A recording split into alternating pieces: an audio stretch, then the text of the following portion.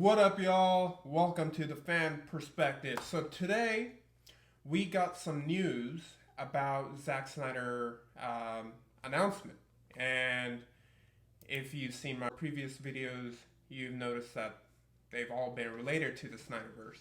So this one,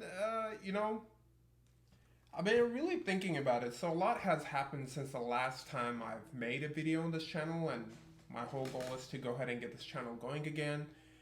Now that I do have a lot more time to review the movies, the movie watching, the show watching, none of that ever stopped. So we're here, and so if there are any other movies or shows that you want me to review, you're more than welcome to leave a little comment down below. But other than that, today we're just going to go ahead and go over Zack Snyder's tease of a Justice League announcement. That at least that's what our movie news has been saying, or it has their video title. So let's go ahead and watch that first, and I'll get to my thoughts after. Zack Snyder has just teased an exciting DC announcement.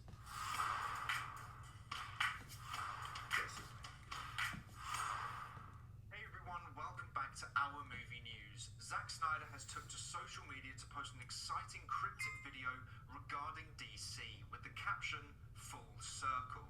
I'll show you the video now and then we shall talk about it. Cyborg. April 28th, 29th and 30th. Save the date.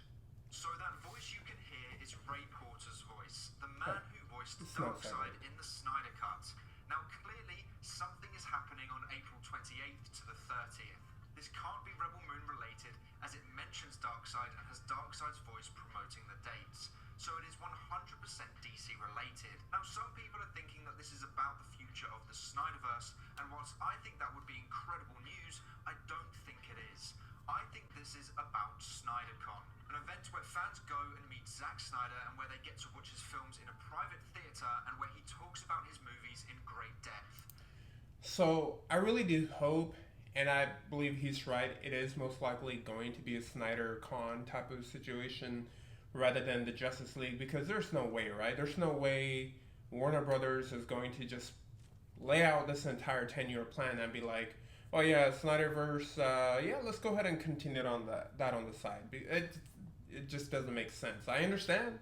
I love the Snyderverse, but that makes no business sense. Remember when he originally revealed what was going to happen in Justice League 2 and 3 and blow up the DC fanbase? And Bruce was like, well, what window would you have put me through if you didn't ask? And he's like, this one. And then he's like, use the other one. Because that one you already did, and it was the wrong one.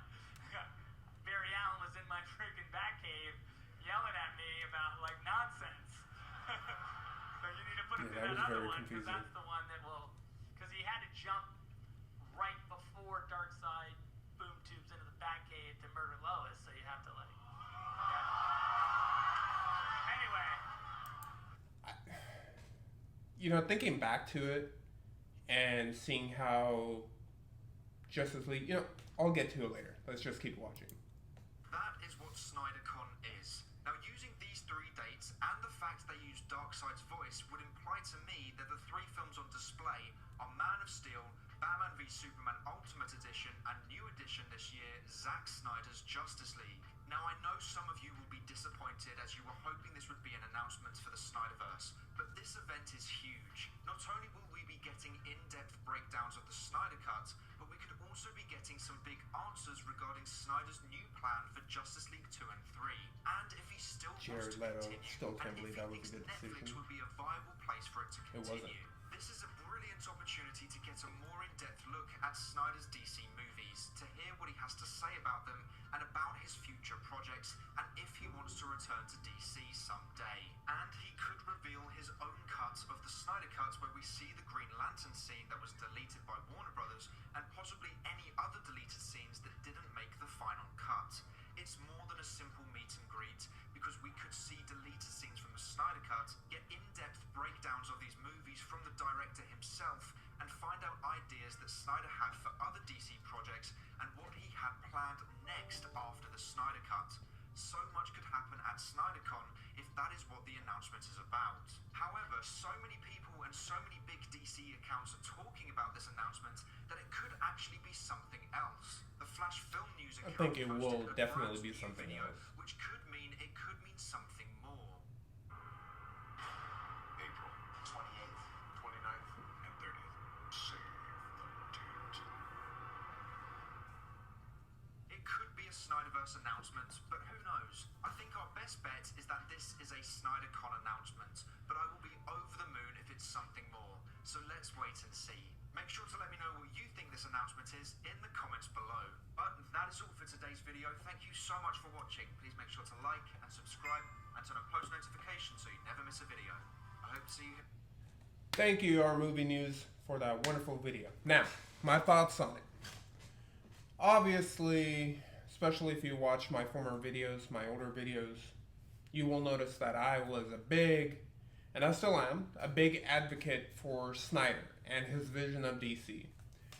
But we do have to acknowledge that there were some minor to major things that just didn't work out, that ultimately failed the entire Snyderverse. And I'm not even talking about how Warner Brothers, whatever the former regime was planning to do, but they went around and they really hijacked his car and gave it to Joss Whedon, and that just completely ruined it even more. But thank God we got the Snyder cut of the Justice League that we all loved. So, but there were some decisions that Zack did make that, really thinking about it, you could see why the general audience, whether you like it or not, whether I like it or not, the movie comes from the general audience. You will always have your crazy fans, the fanboys, and they will contribute. But majority of the money your movie is going to make is going to be based on the general audience, right? And unfortunately, the movies, or Zack Snyder's entire vision from the very beginning, from Man of Steel, which is one of my favorite superhero movies, was rejected by the general audience. And that kind of caused only the trickle down effect. It affected Warner Brothers' minds of where they are headed with Snyder and everything, and it just caused a big old mess. Now, ever since then, I feel like I can appreciate what Snyder had put out. I was thankful that we got Snyder's Justice League, because that is what we needed to see. And no matter how much I wish it can continue, we need to be able to kind of recognize, whether you're a Snyder fan or you're a DC fan. I love DC, right? So, and I think Snyder, just like I think any other director that has contributed to DC. Now, I love Marvel too. Spider-Man 2 is still my favorite comic book movie of all time. No Way Home is probably the greatest superhero movie. You could tell I'm a Spider-Man fan. It's probably the greatest movie that I've seen in the past decade. In terms of the pure enjoyment, and everything was just so great.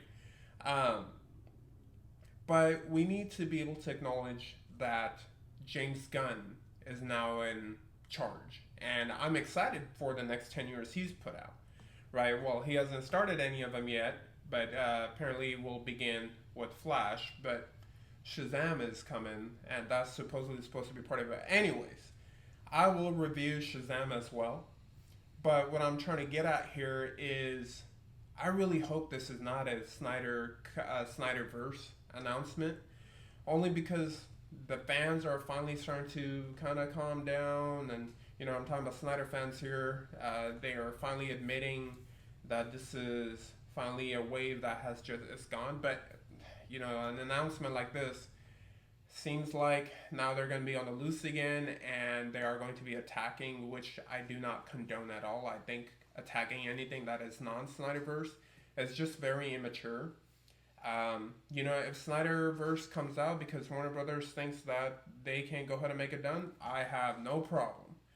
But if it's going to meddle with the real DC plans, and I know everyone's talking about having two separate universes, but you cannot, man. It's not free money out there, right? You have to earn money to spend money, and they don't have any money to spend. You know, they can't be spending millions of dollars in the DC universe that James Gunn is creating and spend just as millions, if not more, on Snyder's cuts because, come on now, we have to admit, with all those slow-mos and 3-4 hour cuts, it's going to be very expensive. So, I really hope this ends up just being a SnyderCon thing. I am happy with Snyder's doing on Netflix. And, we'll look forward to it. I'm pretty sure when the SnyderCon does happen or whatever that announcement happens, I'll do a video on that as well. But right now, initial thoughts. I think it's great that they're still honoring Snyder, or Snyder's still getting his day. He's a great director. He's a great person from what everyone else is saying. And everyone gets to have their star shine here and there. So, but I'm also just as optimistic. I really hope it doesn't affect the James Gunn universe we're about to begin. But until then, catch out for this weekend. I will be reviewing Shazam 2. But until then, have a great one.